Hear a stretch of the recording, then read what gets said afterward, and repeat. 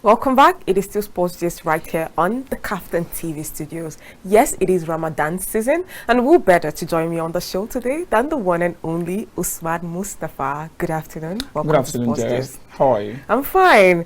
Happy Ramadan Kareem. Thank you. Thank you so much. You're welcome. Can you throw more light on that for me?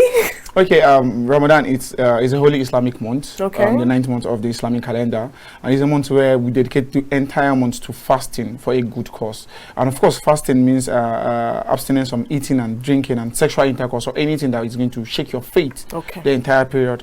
Yes, it's a really holy month, and this is a month where everyone actually has to, focus on their faith, take it to the next level, and maybe from there, you can be a better person. All right. You're probably losing so much weight this period. I hope you have the strength for today. I mean, I have fasted for over 15 years, so I'm quite used to it right now. All right. Yeah. So I want to be sure on something. So you end the fast when you see the full moon?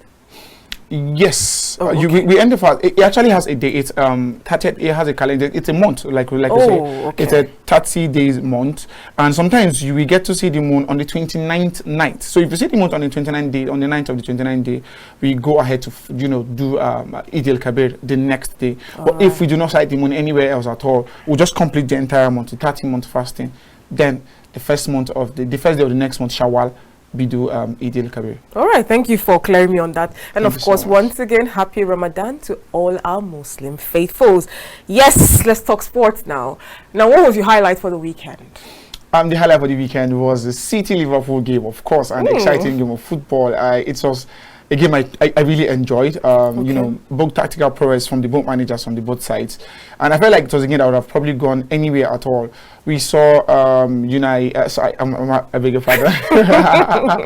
We'll talk about Unai Emery, but let's talk about City. We saw Luis Diaz actually miss host of chances. I mean, I was on the internet and people were saying, bring money back to this team and he's scoring a hat-trick for sure.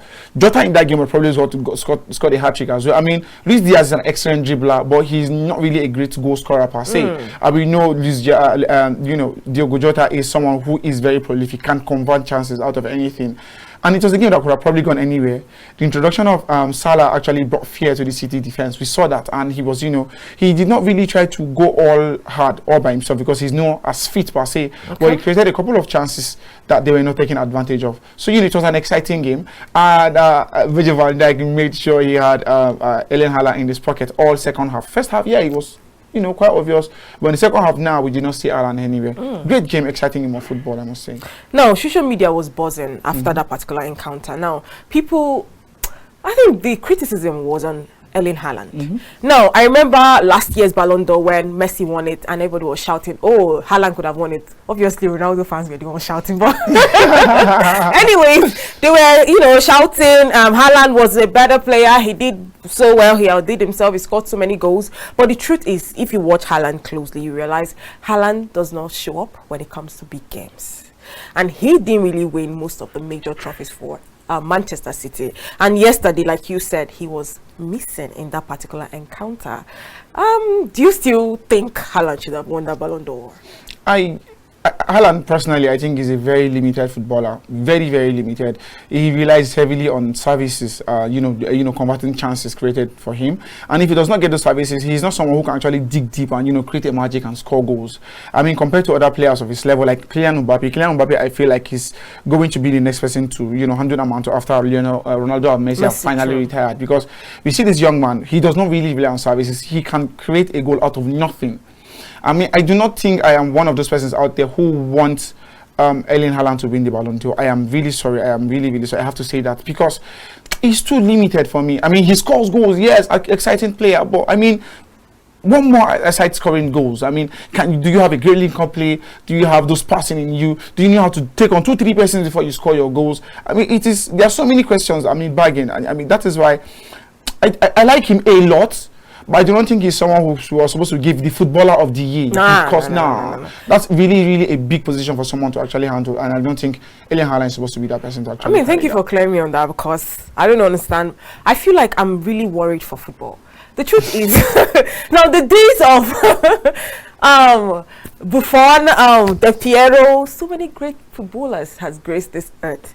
And I think what we are seeing now are people who just want to play for the money, the fame, the endorsement deal. We don't have players who play football for the passion anymore. And that's why I am concerned if Ronaldo and Messi eventually retires from football.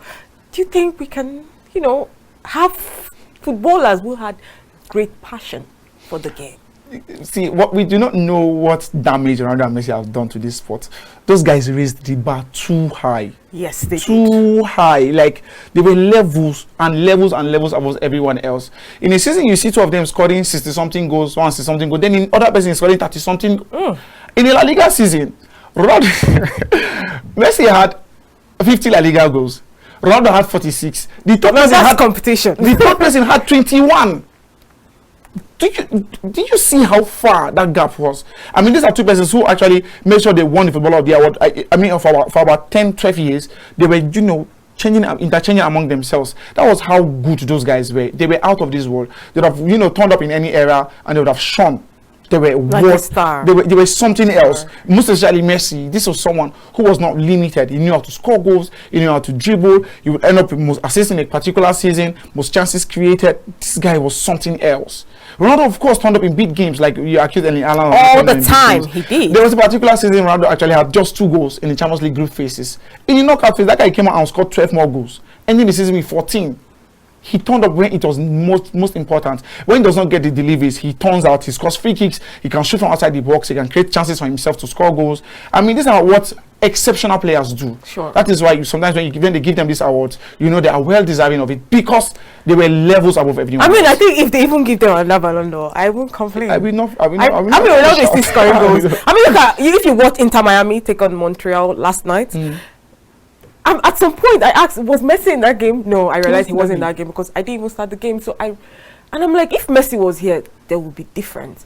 They might not score, but the fear of Messi alone would be enough. And the same thing happened at Al Nassr. Ronaldo scoring goals, doing so many things. And, they asked his fiancée, do you think will Ronaldo still play football, going forward? She said, yeah, probably a year, 2 years or more. So, yes, I'm just worried. But then again, it brings me to Kylian Mbappe. Now, he's moving to Real Madrid next season. He'll be joining Vinicius, Rodrigo and co in Real Madrid. You can only wonder how good Real Madrid will be when he goes to that team. I've seen a Galactico team struggle. I have. Okay, sure. A team, they actually had about 3 Ballon d'Or winners in the side. Did not win a team. 3 or 4 Ballon d'Or winners. They had Luis Figo. They had Zidane, they had Ronaldo de Lima, they had Michael Owen, they had Beckham, who also was on the podium as well. I mean, they did not win a team altogether. So I feel like sometimes there might be ego problems. Sometimes they want to be some persons who want to individually stand out at the detriment of the entire team. Sure. But look at this entire team now. Look at the Madrid team at the moment. I think there's a really good balance. You look at this, there are players who like Valverde, who are workhorses, who can sacrifice for the team. Carvajal is going to sacrifice for the team. Nacho, of course, is always available when you bring him on. And, they want to bring players like Davis as well to play in defense. So this is a really exciting team, a project to look out for. And an attack of Kylian Mbappe, Vinicius Junior and Rodrigo is an exciting attack. Endrick is actually coming as well next season. So, I mean, this is a star-studded Real Madrid side. And I know they are going to win a lot of things, but there might be, something missing. You have to have, in as much as you actually have, world-class players in the team, you actually have to need those regulars who are going to put in their 100% every time. Sure. Regular, we cannot really call Camavinga a regular, but we know what he does. You know how much he covers for the side. A midfield tree of Camavinga, Tchouaméni, and Valverde is a solid midfield setup. Sure. But then again, you need a controller in that side. And I do not see any of them being controllers of games like what Modric or Kroos are capable of doing. Sure. I mean, I think Chelsea might not bother themselves about qualifying for the Champions League. Owing to the fact that you don't want to play a Real Madrid side as formidable as they will be. Anyways, let's go back to the weekend's game now. Liverpool played a 1-1 draw against Manchester City. I think this is reoccurring now. Liverpool, Man City, when they pair them, mostly ends in a draw. I don't know why. I think it just goes to tell you that they're like the giants of the league right now. I'm trying to switch the fixture around. If it was the other way around, Liverpool playing at Etihad, City would have won. Would they? For the past 3-4 seasons, I feel like the second leg of this encounter were always played at the Etihad, yes. And every single time, City nicks the win. Every single time, City gets the important win to actually edge the side.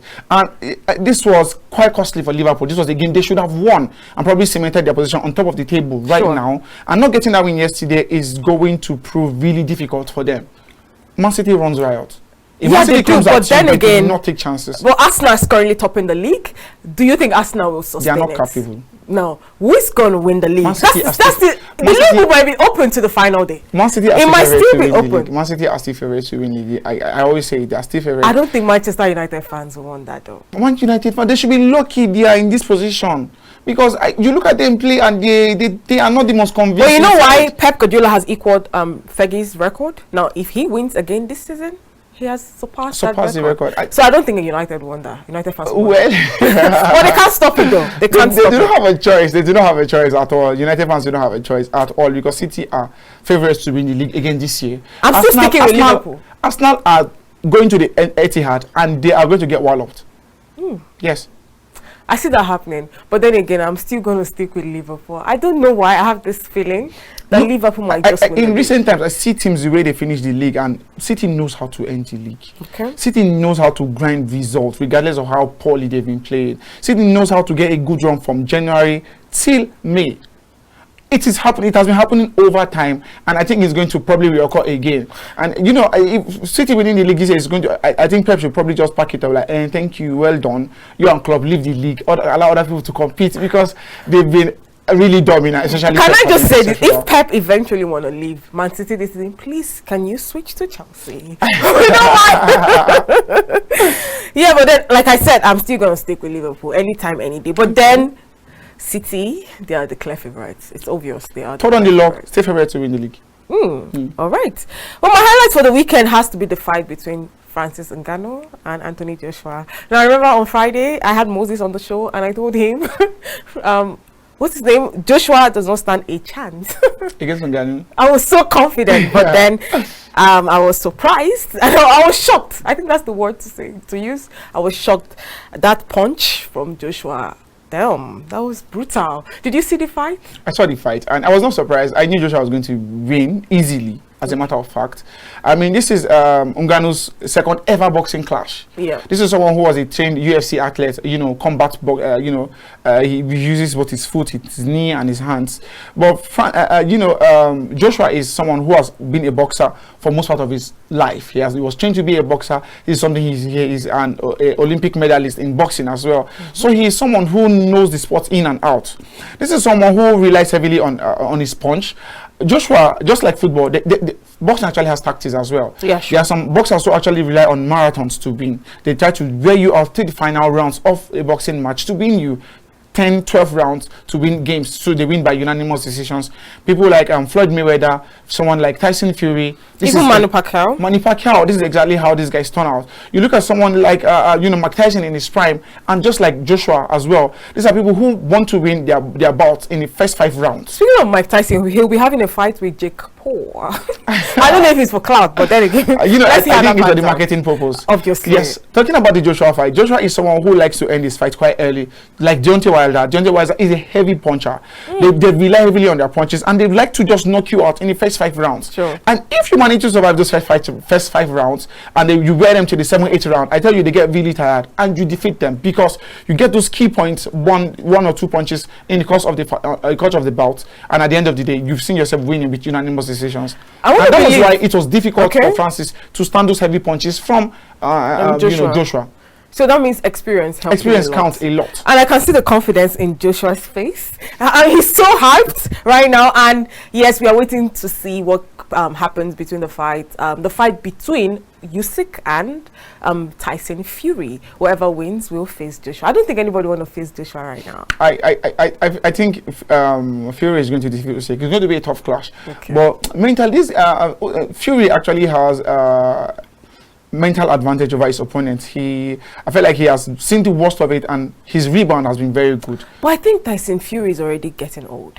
Yeah, he's not really in his prime anymore. Yes, so I want to believe Joshua can take this one if they eventually meet. Joshua, I don't think Joshua is going to defeat Tyson Fury. I feel like Fury is a better boxer than Joshua. Well, the highlights for that fight was when he gave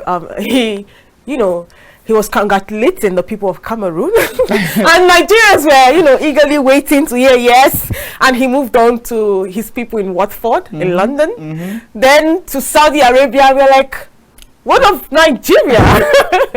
And the comment section, you don't want to go there. It was wild. But then who will blame him though? Who will blame him? If he had lost, you know how Nigerians are on X. They will troll him. So you won't blame him if he does not want to give a shout out to Nigeria. He won that fight, and a lot of Nigerians out there were saying it was a fixed fight. Yeah, and yeah. I did not like that.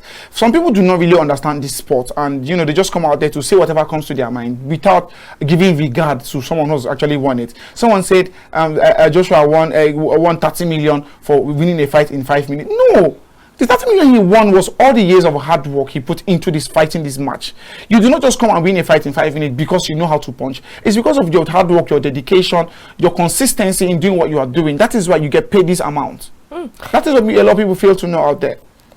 But Ngannou walking away with $20 million, now that's a lot. And Joshua with 50 million. I don't think any of them will complain. Give me those punches, let me go home with $20 million. Who cares? This is really good for Ngannou. I'm really happy for him. I'm really happy. In all of his UFC career, he did not win up to, accumulatedly, he did never won up to 15 million.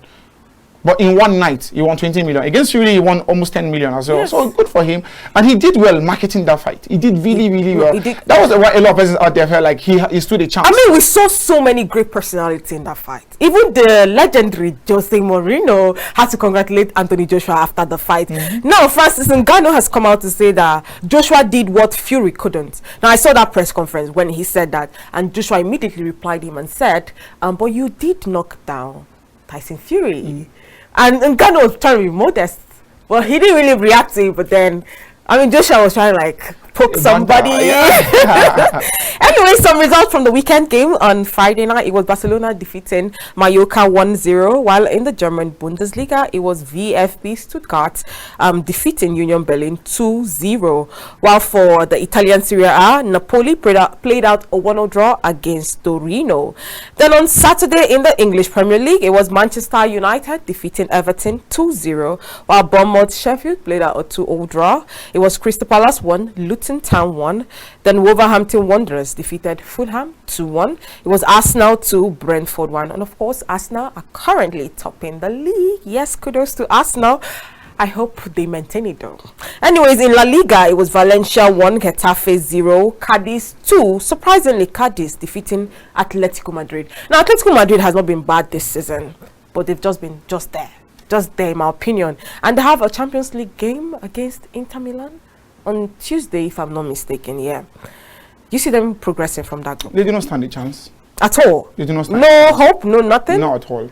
Inter Milan are a beast side. They are in beast mode. They are an exciting team, and I won't be surprised if they make it to the Champions League final again. I will not be surprised. Or probably win that Champions League. I will not be surprised. I know people expect Man City to defend their title or Real Madrid. Those are like two clear favorites, but nobody's talking about the Inter Milan, and I like the fact nobody's talking about them. I want them to just come, surprise everybody, and maybe take it home. They are having a very great season. They've lost just 2 matches all season.